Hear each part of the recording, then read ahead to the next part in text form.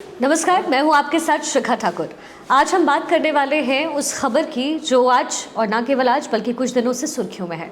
हम बात कर रहे हैं जातिगत जनगणना को लेकर के। आप जानते हैं कि बिहार सरकार ने अभी कुछ दिनों पहले एक आंकड़े जारी किए जिसमें पूरे बिहार का जातिगत जनगणना करवाया गया। लेकिन आज की जो सबसे बड़ी खबर है वो ये कि राहुल गांधी की तरफ से आज तड़के एक प्रेस कॉन्फ्रेंस किया जाता है और कहा जाता है कि जाति जनगणना कांग्रेस जो शासित राज्य है वहाँ पर राहुल गांधी करवाने वाले हैं, जिसमें प्रमुखतः राजस्थान का नाम है, छत्तीसगढ़ का नाम है, इसके साथ ही कर्नाटक का भी नाम है। तो जो कांग्रेस शासित राज्य है वहाँ पर जातिगत जनगणना होने वाली है।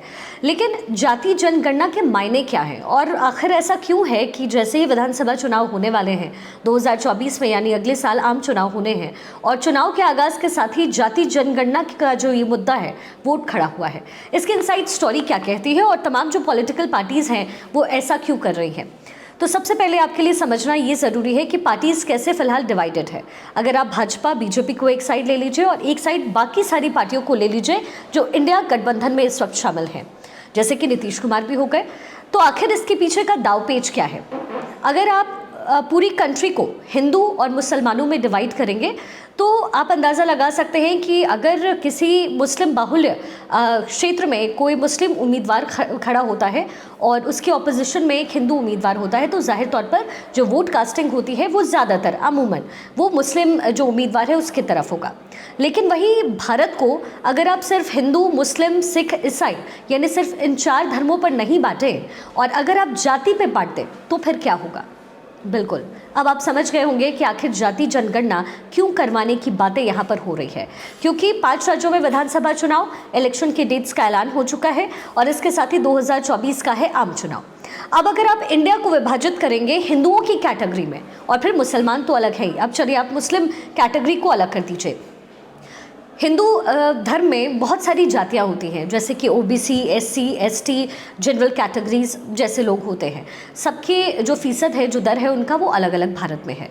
अब जब जाति जनगणना होगी तो जाहिर तौर पर जो एससी एसटी समुदाय का व्यक्ति है वो उसको ही अमूमन वोट करता है जो एससी एसटी उम्मीदवार होता है। वैसे ही ओबीसी के लिए भी है, वैसे ही बाकी अलग जातियों के लिए भी है।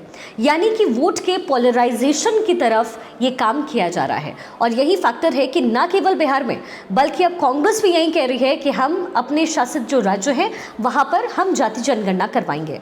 तो ये तस्वीर पूरी तरीके से कहीं ना कहीं साफ हो जाती है और राहुल गांधी ने CWC की मीटिंग ली और मीटिंग के बाद प्रेस कॉन्फ्रेंस किया है और कहा है कि उनके जो शासित राज्य हैं वहां पर राहुल गांधी जाति जनगणना करवाने वाले हैं।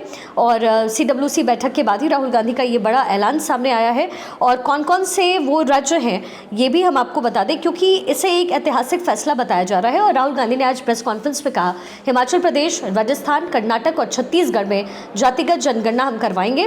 राजस्थान में पहले ही जाति जनगणना यानी सर्वे हो चुका है, लेकिन उसके आंकड़े अभी जारी नहीं किए हैं। लेकिन सबसे बड़ा सवाल इसमें अब ये है कि जाति जनगणना का जो फैक्टर है यानी वोट पोलराइजेशन का जो फैक्टर है, क्या ये इंडिया गठबंधन के लिए काम करेगा? क्योंकि बिहार में तो ये फैक्टर चलता है, यानी MY फैक्टर बिहार की राजनीति की तस्वीर हमेशा से बदलता रहा है, यानी मुस्लिम और यादव फैक्टर। और यही वजह है कि नीतीश कुमार ने जाति जनगणना को पकड़ा है, जिसकी वजह से वोट पोलराइजेशन होगा और वोट पोलराइजेशन के साथ ही जो तस्वीर है वो नहीं बदल जाएगी, वो नहीं बन जाएगी। लेकिन इसके साथ ही क्या यही कार्ड जो इस वक्त कांग्रेस खेल रही है, जो नीतीश कुमार ने खेला है, यानी जाति जनगणना का कार्ड, क्या 2024 में ये भी सफल होगा या फिर जो वोट है जिस तरीके से अब तक भाजपा को जाती रही है, क्योंकि भाजपा भी अलग अलग मुद्दों को लेकर आ रही है। जैसे कि आपने देखा महिला आरक्षण का जिक्र हुआ है, महिला आरक्षण बिल पेश हुआ है, प्रधानमंत्री मोदी ने किया है। मध्य प्रदेश की आप तस्वीर देख लीजिए तो वहाँ पे जो लाडली बहन योजना है वो लेकर के बीजेपी आ रही है। तो क्या ये जाति जनगणना फैक्टर बीजेपी के सारे दाव पर भारी पड़ जाएगा?